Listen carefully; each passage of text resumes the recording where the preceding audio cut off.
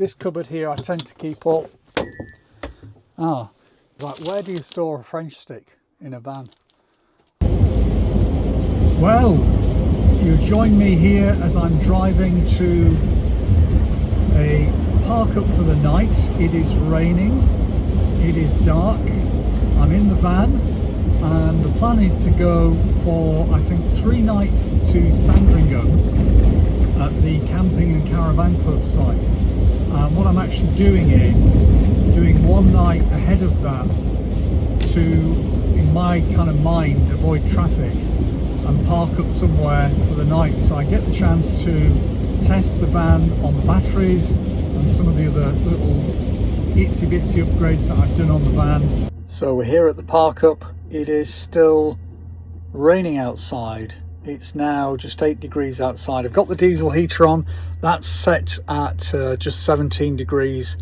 So that's just kicked in now. Pretty good insulation in the van, I think, because it's 8 degrees outside now and it was 15 degrees before I switched the diesel heater on. So everything is kind of set up and ready. The bed in the back, the dog's already in there.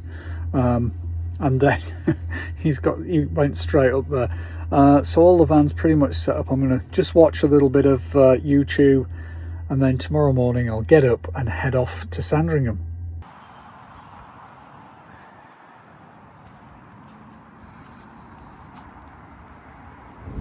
First of all, I'm going to do the Camping and Caravan Club in Sandringham, and then I'm going to a campsite that I've been to for a number of years, usually though in summer, so we'll see how the weather treats us in the next 4 or 5 days. So I think 3 nights at Sandringham and then 2 nights at Deepdale camping. So I seem to have quite a few rattles in the van, and I spent a lot of time eliminating rattles, but then I started moving stuff around in different cupboards when the electrics were upgraded. And so I think what's happened now is that I can hear the cups and the glasses rattling in the top cupboard.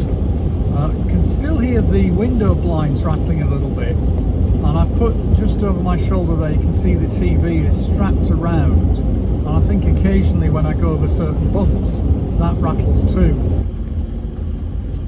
Well, we're driving up a road which the GPS tells me takes me to the Camping and Caravan, or Camping and Caravan Club. This looks like it.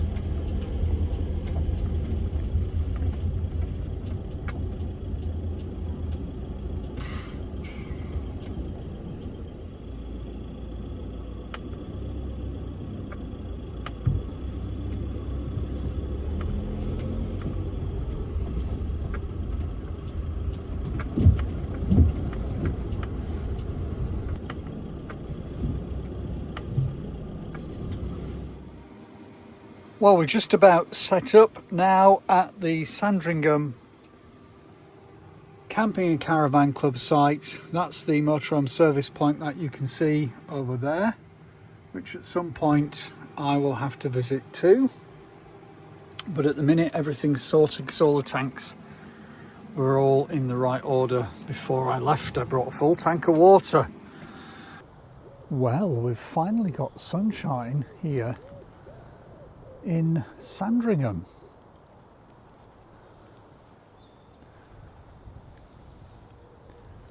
It's quite a nice place when the sun shines. It's very different to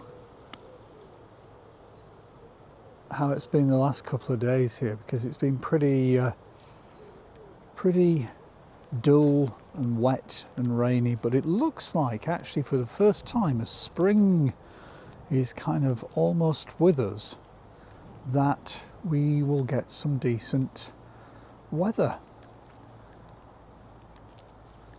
Now this area is sort of kind of quite foresty around here, but it's also pretty much like a base of sand, so all of the ground seems to be very weird underfoot, and it's kind of more like moss than it is grass. like the odd blade of grass here and there, but sort of mainly just thick, heavy moss. A pretty nice look in the forest there, with the ferns all kind of still dyed back and golden. Well, it's just time for a little walk in the woods. Just down there you can see the Caravan and Motorhome Club version of the Sandringham site, whereas Camping and Caravan Club is kind of over that hill or mound there. And we're just having a little wander in the kind of foresty area.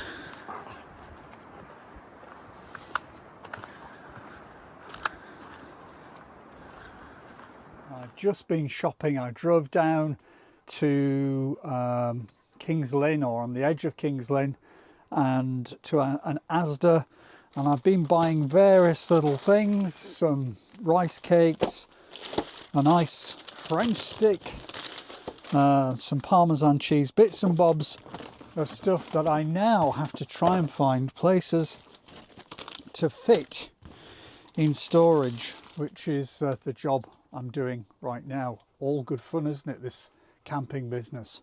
Storage is always limited, and you kind of get into a bit of a routine of roughly where things go, and then the new season comes around and you sort of start thinking, actually maybe I'm not storing stuff in the best way I possibly could, so perhaps I'll actually put different things in different places. Or you go to a supermarket and you buy maybe the sort of things you'd buy if you were at home, because I have got like a couple of days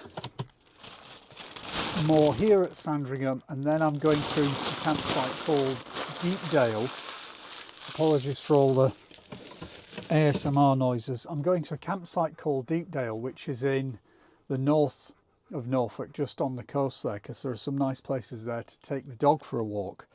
But just all of this, where to store stuff. These are like my two main biscuity, snacky kind of cupboards, which I've run out of space in. This cupboard here I tend to keep all. And as you can see, that's not such a good idea there to keep the cups in. Did you see that flying out? Luckily I caught it on my foot. But yeah, this is the problem with these things, is you store stuff in and it falls out. Then I run out very quickly of places to store things. Like, where do you store a French stick in a van? I mean, you need a